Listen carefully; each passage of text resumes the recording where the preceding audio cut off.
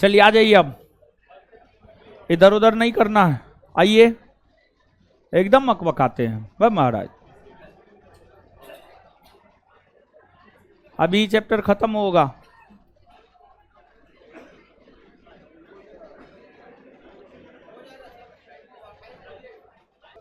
आइए।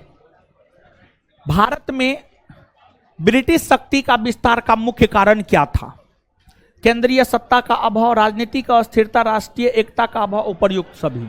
सब ये तमाम रीजन थे जिस वजह से भारत में ब्रिटिश सत्ता की स्थापना हुई। कौन निम्नलिखित में से किसका मिलान सही है?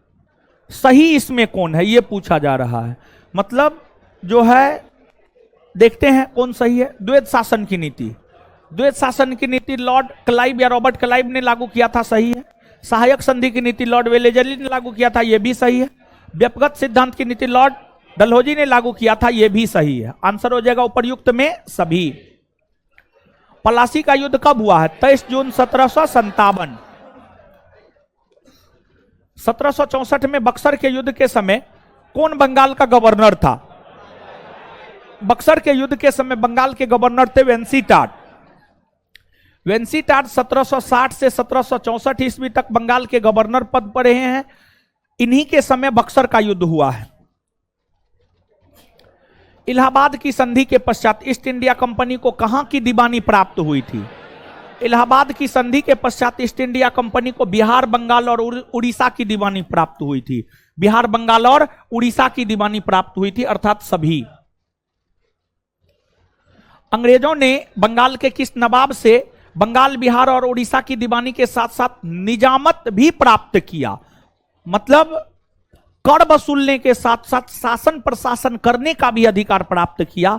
कर वसूलने के साथ साथ शासन प्रशासन करने का भी अधिकार बंगाल के नवाब नजमुद्दौला से प्राप्त किया था। नजमुद्दौला और नजमुद्दौला ने निजामती अधिकार अर्थात शासन प्रशासन करने का अधिकार 1772 में दिया।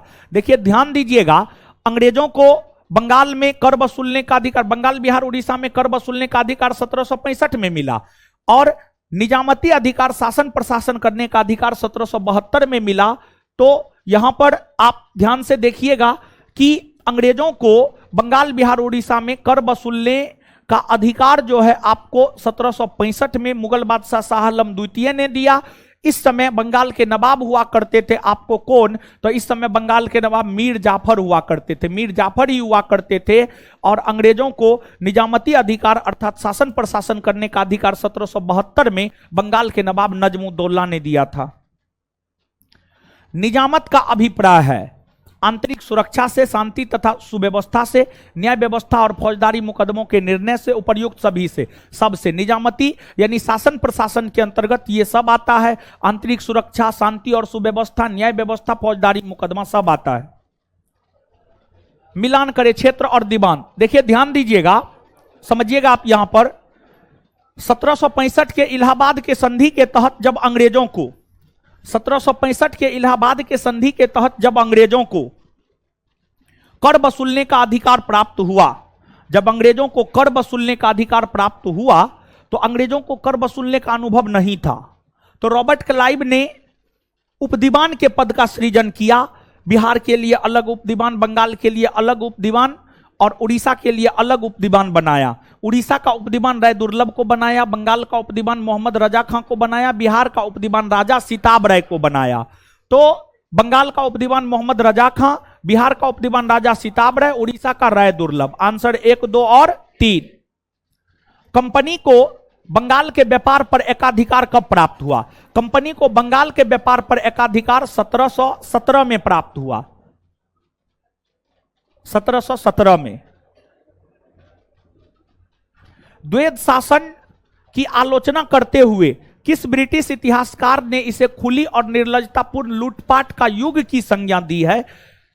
खुली और निर्लजतापूर्ण लूटपाट की संज्ञा द्वैध शासन को पार्सिवल स्पीयर नामक ब्रिटिश विद्वान ने दिया है। पार्सिवल स्पीयर। वारेन हेस्टिंग्स ने द्वैध शासन को कब समाप्त कर दिया? वारेन हेस्टिंग्स ने द्वैध शासन को 1772 में समाप्त कर दिया। तो बी और सी 2 में है, जो पहले है उसको टिक कीजिएगा इस कंडीशन में। सर्वप्रथम सहायक संधि प्रणाली की शुरुआत प्रारंभ करने का श्रेय किसे प्राप्त है? सर्वप्रथम शब्द है। सर्वप्रथम सहायक संधि को प्रारंभ किया था लॉर्ड डुप्ले ने। लॉर्ड डुप्ले को ही सहायक संधि का जन्मदाता माना जाता है। वही लॉर्ड वेलेजली की अगर आप बात करेंगे तो लॉर्ड वेलेजली ने सहायक संधि के जरिए ब्रिटिश साम्राज्य का सर्वाधिक विस्तार किया। अंग्रेजों ने सहायक संधि का पहला प्रयोग 1765 में कहां के नवाब के साथ किया? अंग्रेजों ने सहायक संधि का पहला प्रयोग 1765 में अवध के नवाब के साथ किया था, लेकिन वास्तविक तौर पर सहायक संधि लागू 1798 में हुआ है। वास्तविक तौर पर सहायक संधि लागू 1798 में हुआ है, और जब वास्तविक तौर पर 1798 में सहायक संधि लागू हुआ है तो उस सहायक संधि का विस्तार लॉर्ड वेलेजली ने किया, और उस सहायक संधि पर सबसे पहले हस्ताक्षर 1798 में हैदराबाद के निजाम ने किया था। निम्नलिखित में से कौन सा कथन असत्य है, मतलब कौन सा कथन गलत है? सहायक संधि का व्यापक प्रयोग वेलेजली ने किया, सही है ये। सहायक संधि का व्यापक स्तर पर प्रयोग वेलेजली ने किया, और वेलेजली ने सहायक संधि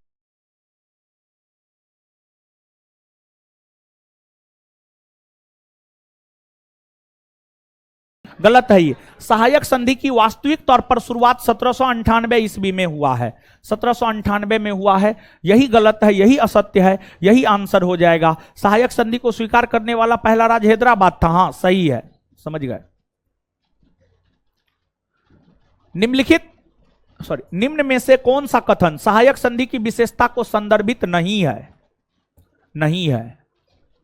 भारतीय नरेशों के आंतरिक शासन में कोई हस्तक्षेप नहीं किया जाएगा। कंपनी राज्यों की आंतरिक एवं बाह्य आक्रमणों से सुरक्षा करेगी। अंग्रेजों के विरुद्ध भारतीय राज्य कोई भी संघ बना सकती है। देशी रियासत शासन प्रबंधन के लिए अपने दरबार में एक ब्रिटिश रेजिडेंट। हाँ सुनिएगा, सहायक संधि की विशेषता नहीं है। ध्यान दीजिएगा, इसमें सहायक संधि की विशेषता कौन कौन है इसको जान लीजिए, पता चल जाएगा आपको।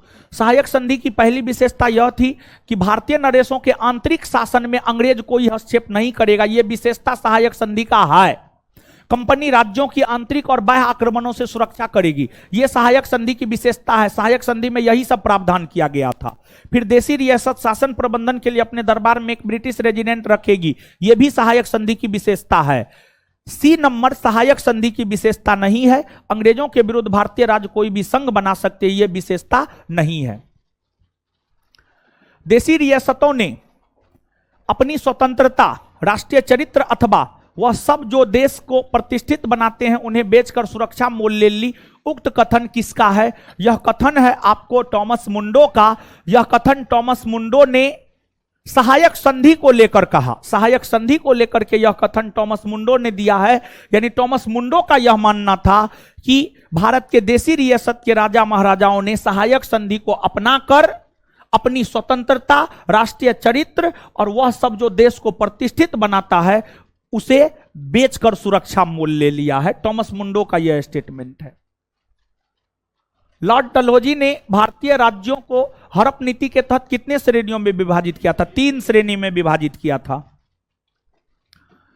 निम्नलिखित कथनों पर विचार करें। लॉर्ड डलहौजी ने व्यक्तिगत सिद्धांत लागू करके 1848 में सतारा और 1854 में नागपुर पर कब्जा किया। हां। डलहौजी ने गोद लेने की प्रथा को अमान्य कर दिया। हां, आंसर हो जाएगा सी। राज्य और विलय वर्ष, आपको व्यक्तिगत सिद्धांत के तहत जैतपुर का विलय 1849 में, बघाट 50, उदयपुर 52, झांसी 1853। आंसर हो जाएगा 1, 2, 3 और 4। The native states of India पुस्तक के लेखक कौन है? विलियम ली वार्नर। विलियम ली वार्नर। लॉर्ड कॉर्नवालिस ने कौन सा युद्ध लड़कर अहस्तक्षेप की नीति का उल्लंघन किया? तृतीय आंग्ल में सूर्य युद्ध लड़कर लॉर्ड कॉर्नवालिस ने अहस्तक्षेप की नीति का उल्लंघन किया। घेरे की नीति 1765 से 1813, समान संघ की नीति 1935 से 1947, अधीनस्थ पृथक्करण की नीति 1813 से 1858, अधीनस्थ संघ की नीति 1858 से 1935। 1, 4, 2, 3। Answer D. लॉर्ड वेलेजली द्वारा लागू की गई सहायक संधि व्यवस्था के बारे में निम्नलिखित में से कौन सा कथन लागू नहीं होता है? सहायक संधि को लेकर कौन सा कथन लागू नहीं होता है? दूसरों के खर्च पर एक बड़ी सेना बनाए रखना, यह लागू होता है। भारत को नेपोलियन के खतरों से सुरक्षित रखना, यह भी लागू होता है। कंपनी के लिए एक नियत आय का प्रबंधन, यह लागू नहीं होता है। Answer C. भारतीय इतिहास के संदर्भ में द्वैध शासन सिद्धांत किसे निर्दिष्ट करता है? द्वैध शासन सिद्धांत किसे लागू करता है?